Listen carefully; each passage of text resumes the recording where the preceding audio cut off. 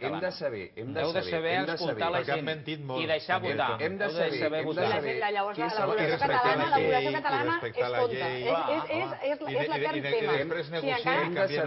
La població catalana ens enganyen, ens adoctrinen, tots, o sigui, tenim tots el saber menjat.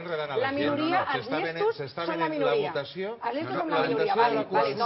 Toni, el 20% de la població, que és el que potser no vol la consulta, són els llestos de la població. Només parles de gent que vol ser consultada. I parlaves de qui no s'asseu a negociar. No s'asseu a negociar qui, a més, Rajoy, qui a més, a més de no pactar la consulta, a més de no pactar la consulta, no pacta ni una reforma de la Constitució. Qui no s'asseu? Qui no s'asseu a negociar? Si no vols ni reformar la Constitució, què has de negociar? Però per què esteu enredant el personal? Qui no s'asseu a una taula si no està disposat a negociar res?